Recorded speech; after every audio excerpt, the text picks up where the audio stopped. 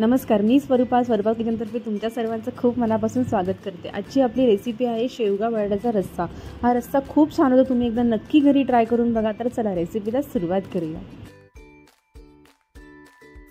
आता सर्वात पहिले आपण ह्या शेंगा ज्या आहेत ना त्या उकडवून घेऊया। त्याची मी साल काढून घेतलेली आहे आणि अशा नरम नरम कोवळ्या तुम्ही शेंगा घ्यायच्यात मार्केटमधून। सो मी आता ह्या प्रॉपर अशा उकडवून घेते।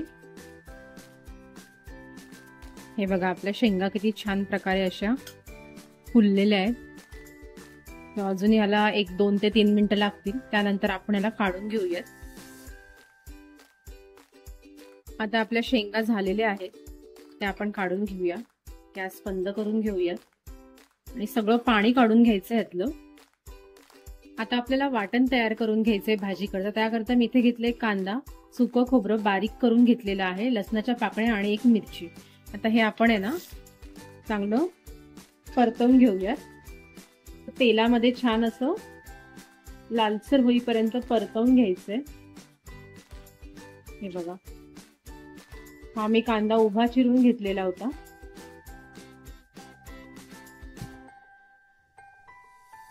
हे बघा, आता आपला मसाला जो आहे, जे कांदा खोबरं जे आहे ते लालसर झालेलं आहे। याच्यामध्ये आपण आता हा अख्खा गरम मसाला ऍड करून घेऊया। याचं सगळं प्रमाण मिक्स मध्ये टाकलेलं आहे।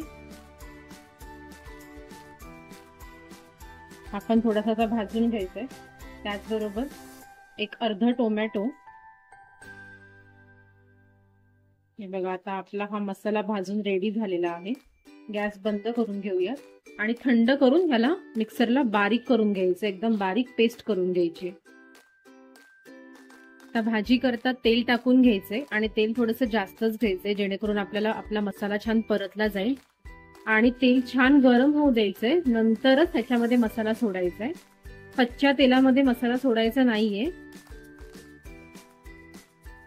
हे बघा, अशा प्रकारे असं हळूवार असं हलवायचंय मसाला कंटिन्यू। आणि तुम्हाला आता ही प्रोसिजर कंटिन्यू करायची आहे, हे असंच हलवत राहायचंय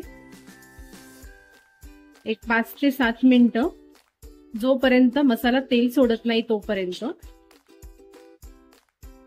हे बघा, आपल्या मसाल्याला छान असं तेल सुटलेलं आहे आणि आपला मसाला पण झालेला आहे। आता आपल्याला गॅस स्लो करून घ्यायचा आहे। माझं इंडक्शन आहे, तुमचा गॅस असेल तुम्ही तुमचा गॅस स्लो करून घ्या। आता ह्याच्यामध्ये आपल्याला मसाले ऍड करायचे। हे मिरची पावडर, हे मी घरात करून घेतलेलं आहे। त्याच्यानंतर हे काश्मीरी मिरची पावडर, थोडीशी हळद। आता हे सर्व असं मिक्स करून घेऊन मसाले पण छान परतवून घेऊया। हे बघा, या मसाल्याला छान असा कलर आलेला आहे, तेलही सोडलेलं आहे मसाल्याने। आता आपण याच्यामध्ये वाटणाचं जे पाणी आहे ते ऍड करून घेऊयात। थोडं करून ऍड करायचंय।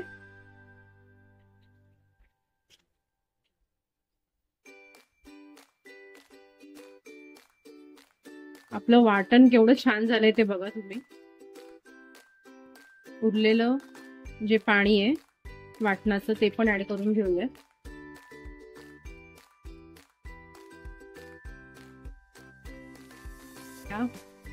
वाटणाला केवढा छान असा कलर आलेला आहे।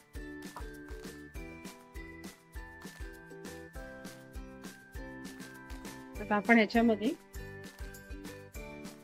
बॉईल केलेल्या ह्या ज्या शेवग्याच्या शेंगा होत्या या टाकून घेऊया।